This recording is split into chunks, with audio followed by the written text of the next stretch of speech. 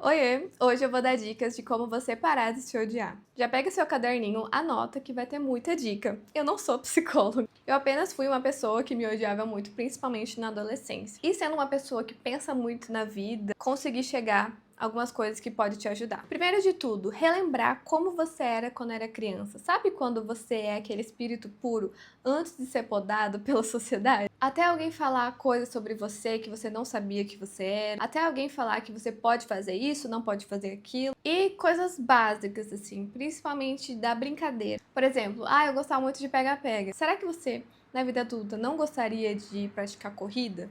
Eu gostava muito de colorir. Pega seu Bob Good sendo adulto. Eu gostava muito de massinha, talvez uma cerâmica. Eu gostava de ficar dando pirueta, dar estrela, fazer aula de circo. No meu caso, eu gostava de fazer as minhas unhas e gravar vídeos. E na adolescência e durante a faculdade eu tinha parado totalmente, porque eu tinha que seguir a cartilha da vida adulta. Só depois que eu me formei e daí eu diminuí meu tempo de estudo e eu tava só trabalhando, que eu consegui ter um tempinho pra refazer essas coisas que eu gostava muito. Depois da faculdade, que eu não fiz o curso dos meus sonhos, assim, porque eu não tinha um curso dos meus sonhos, eu me senti muito perdida. E eu precisei reencontrar essa Fernanda interior para conseguir achar um sentido, sabe? Mas isso é só para quem teve uma infância privilegiada. Tem gente que por causa dos traumas não lembra da infância. Tem gente que não tem momento nenhum bom para lembrar da infância. Sinto muito por isso, mas vai ser mais difícil que ao invés de você se reencontrar, de redescobrir, você vai ter que criar o que você gosta. Você vai ter que descobrir. Então você vai ter que testar várias coisas para ver o que você realmente gosta. Gosta tanto para talvez transformar numa profissão ou só para ficar no hobby mesmo, pra gente não ficar só dentro das coisas chatas da vida adulta e trabalho e compromissos e boletos, etc. Segundo, é normal depois que você acabar a escola ou a faculdade você se sentir totalmente perdido. E também é normal você não ter encontrado de primeira o curso ou o trabalho que você gostaria de fazer pro resto da sua vida. Eu só consegui perceber que o curso que eu fiz realmente não era o que eu queria fazendo terapia. Isso eu já tinha me formado. O quanto antes fazer terapia, se você puder, é muito importante para você realmente se conhecer o que você quer pro seu futuro. Sei que muita gente não tem condições de fazer terapia. Eu mesmo tinha épocas que eu não tinha, mas tinha épocas que eu tinha condições, mas eu achava caro e preferia comprar com roupa. Então vê aí qual que é o seu caso. Se você só não tá procurando desculpas para não fazer terapia, se está fugindo desse momento, ou se você realmente não pode, tem psicólogos com valores sociais. Se você realmente não puder de jeito nenhum conversar com outras pessoas, pessoas que têm a profissão que você gostaria de ter, porque muitas vezes a gente idealiza como que vai ser o trabalho, a rotina de um jeito, e só quando a gente realmente vive na pele que não era aquilo que a gente queria. E nessa a gente já tinha passado muitos anos investindo nessa profissão, nessa carreira. E com a terapia também eu comecei a duvidar dos meus pensamentos. Sabe quando você sai com as pessoas e fala muito, e depois você fica em casa tendo aquela ressaca moral, se arrependendo de ter falado muito, de ter falado coisas que não devia? Qualquer coisa que você tá pensando e que as outras pessoas estão pensando de você, sem elas terem te falado nada, é você que está se julgando dessa forma. Então, sempre que eu tenho primeiramente esses pensamentos, eu duvido. Por que eu tô pensando isso? As outras pessoas provavelmente nem lembram de você. Você é muito mais insignificante do que parece, e isso é bom. Então, provavelmente as pessoas nem estão pensando em você, nem lembraram de você. Talvez elas mesmas estão tendo ressaca moral delas mesmas. Esses pensamentos que você tem são suposições que você mesma criou. Aí você duvida, por que eu tô pensando nisso? Por exemplo, quando eu tô com a autoestima boa, eu saio na rua. E se alguma pessoa me olha, eu penso, nossa, essa pessoa acho que me achou bonita. Se eu tô com a autoestima baixa e alguém me olha, eu penso, nossa, a pessoa me achou a mosca do cocô do cavalo do bandido. E provavelmente, nas duas situações, a pessoa só me olhou porque eu tava na frente dela. Ter pessoas confiáveis e que te amam. Isso cria uma base sólida pra você ter uma autoestima, uma autoconfiança. Sabe quando você sabe que você é amado, que as pessoas gostam de você? Você não precisa pisar em ovos quando tá falando com a pessoa. Sabe que mesmo se algum dia você errar, se você fala coisa que não devia, a pessoa sabe o que você verdadeiramente é e não vai deixar de gostar de você porque você errou um dia. E com isso você vai ter que se afastar das pessoas que são o oposto disso, das pessoas que te diminuem, te põem pra baixo, só tem coisas negativas pra falar. Não importa se é pai, mãe, amigo, namorado, chefe, quando você puder sair das situações, saia. Eu sei que tem épocas que a gente ainda não pode, tipo um chefe, pai, mãe, quando você ainda é muito pequeno, precisa deles. Tem gente que acha que por ser pai, mãe, família, você é obrigado a conviver com a pessoa. Eu não acredito nisso. Eu acho que se a pessoa não tem nada de bom a agregar na sua vida, você realmente tem que se afastar. Não tem jeito. Tem gente que não vai mudar. As pessoas não vão mudar porque você quer. As pessoas vão mudar quando elas quiserem. E isso é raro. A pessoa que tenta te diminuir, provavelmente ela mesma tem problemas seríssimos de autoestima com ela mesma. E daí ela precisa rebaixar os outros para se sentir melhor. Então, se é uma pessoa importante e tem outras qualidades, talvez se você tiver uma conversa séria com essa pessoa, ou se realmente você já tentou e não deu certo, a única opção é se afastar, porque tendo uma pessoa que sempre vai te falar coisas negativas, te rebaixar, e que é uma pessoa importante na sua vida, você não vai conseguir se amar, porque você confia em alguém e essa pessoa te fala coisas ruins sobre você. É quase impossível ter autoestima com isso. Uma outra coisa também, voltando com a infância, que às vezes a gente escuta uma coisa de alguém, lê uma coisa de alguém quando é criança, a gente leva pro resto da nossa vida. Alguma coisa negativa. Pode ter passado anos e a gente ainda acha que aquilo nos define. Mas a gente já não é a mesma pessoa. Mesmo que a gente ainda seja, você sempre pode mudar. Então, se alguma pessoa que você ama e confia te dê um toque de alguma coisa que você pode melhorar, sobre algum comportamento seu, talvez realmente você tenha que repensar suas atitudes. Talvez você seja a pessoa chata do rolê. Claro que a gente se sente muito humilhado, mesmo que alguém fale com carinho sobre alguma coisa que a gente tá fazendo errado, e não quer aceitar que aquilo que a pessoa tá falando. Por exemplo, quando eu era criança, eu entrei na escola só com 5 anos. E eu não convivia muito com outras crianças da minha idade.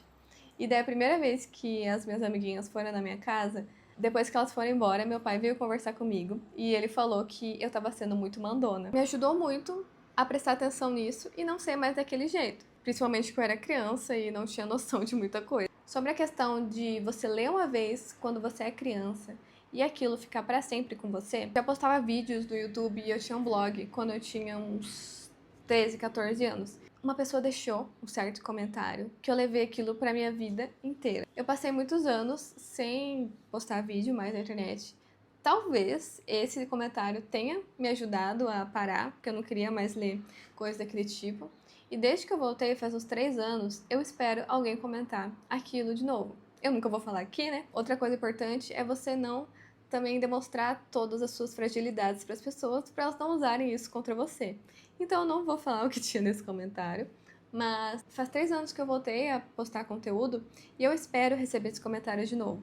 E eu nunca recebi, porque eu não sou mais aquela pessoa. Eu era criança, 13 anos se passaram, ficou grudado em mim e eu tenho que me lembrar que eu não sou mais aquilo. Pode ser que nem na época eu era aquilo, mas definitivamente depois de 13 anos eu não sou mais aquilo. Então a gente pode e deve mudar quando a gente precisar.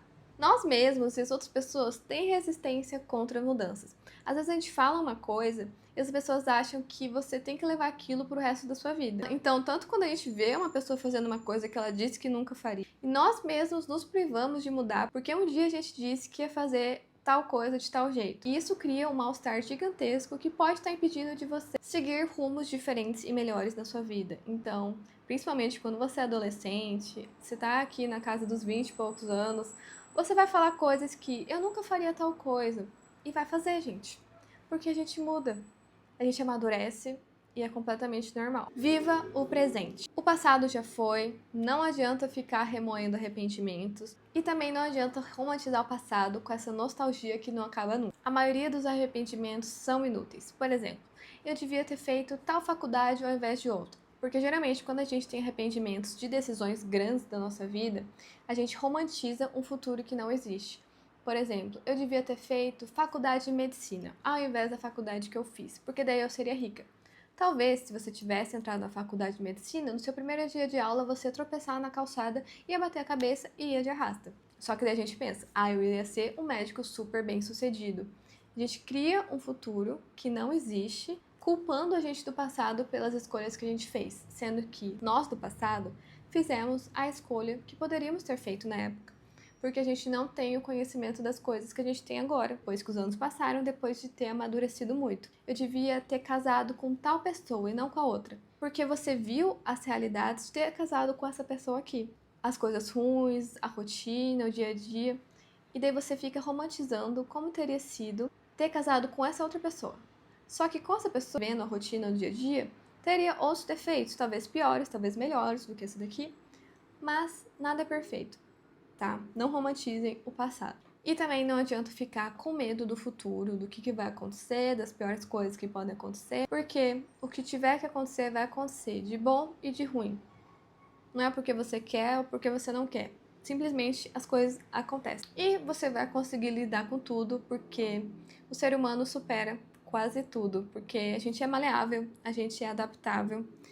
E por mais que demore, por mais que seja muito difícil, a gente consegue superar quase tudo. Pare de odiar tanto as coisas, as pessoas, porque isso é uma via de mão dupla. Se você odeia tanto as coisas, as pessoas, reclama de tudo, isso volta para você mesmo. Reclama e se odeia no mesmo tanto. Você não precisa romantizar e amar tudo. Mas sabe aquela pessoa que tudo tá ruim, tudo ela reclama? Ela também vai se odiar muito, porque para ela nada vai ser suficiente. Suprir necessidades básicas é uma coisa óbvia, mas às vezes nem tanto. Não estar suprindo suas necessidades básicas está te transformando em uma pessoa chata e insuportável. Porque assim, eu sou uma pessoa bem estável emocionalmente, mas se eu estou com fome, com dor, com sono, eu vou ser chata. Então, fazer uma dieta que você tá passando fome, usar roupas, sapatos que te machucam, dormir mal à noite, ficar o dia inteiro cansado, não fazer um exercício se você tem ansiedade, é importante investigar se você não tá precisando de alguma coisa dessas para ficar uma pessoa tão chata. Agora vamos falar um pouco sobre aparência. A gente falou bastante sobre o interior, sobre pensamentos, sentimentos. Agora vamos falar realmente sobre aparência. Se você puder, não usar maquiagem todos os dias. Eu estou aqui super maquiada falando disso.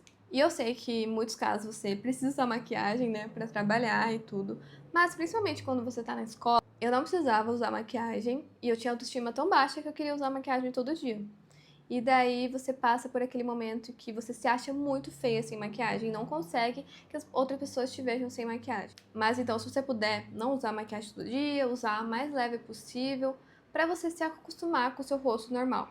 Que daí quando você usa a maquiagem, você dá um up, você se sente melhor, ao invés de você usar a maquiagem todo dia para aquilo ser o seu normal, e daí quando você tiver com maquiagem, você se sente horrorosa. Mas eu sei que realmente não é em todos os casos, mas na adolescência isso realmente é importante. Viver a vida real, que você sai na rua, as pessoas são normais, dependendo de onde você mora. Então, ter cuidado com as pessoas que você segue, que vivem uma realidade muito diferente da sua, tem muito mais dinheiro, daí faz plástica, faz harmonização. Aí você é uma pessoa normal, que nunca teve nenhum procedimento, nenhuma plástica, se comparando com a pessoa que mudou todo o rosto. Eu não sigo pessoas riquíssimas de realidade totalmente diferente da minha, que vive fazendo procedimento estético, que vive de filtro, que vive de pose. Se questione, por que você quer ser mais bonita? Então, você quer fazer plástica, você quer fazer procedimento, você quer fazer isso e aquilo, para as pessoas te olharem e falarem, nossa, ela é bonita. E aí, o que isso vai mudar na sua vida?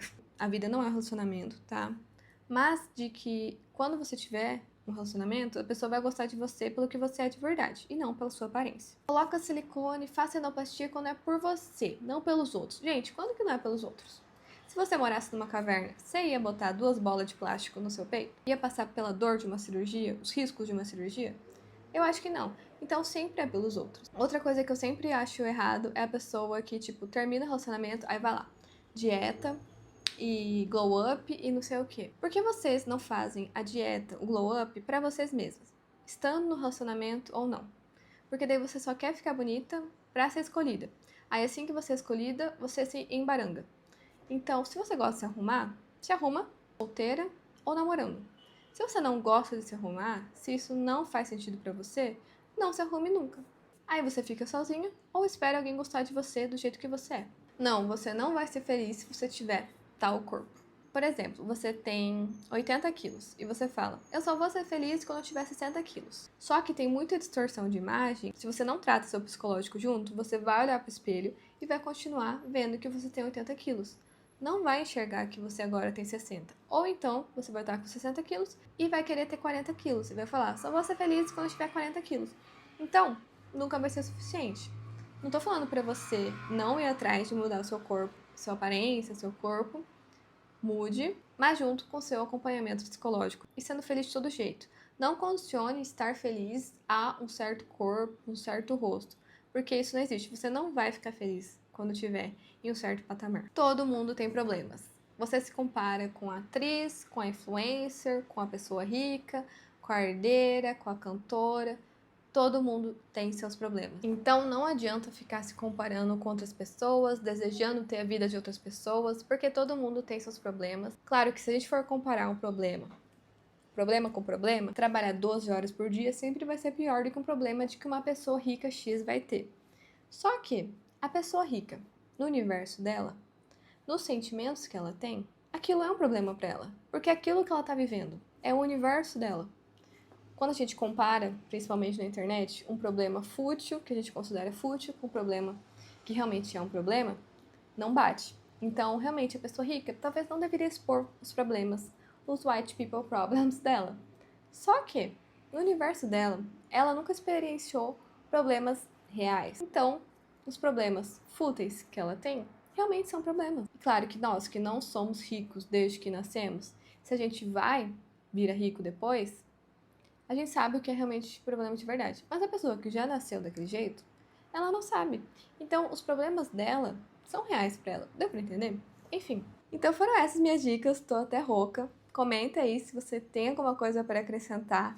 Se alguma coisa fez sentido pra você, se nada fez sentido. Se você quiser ver conteúdo de moda, beleza, me siga no meu Instagram e no meu TikTok. E até a próxima.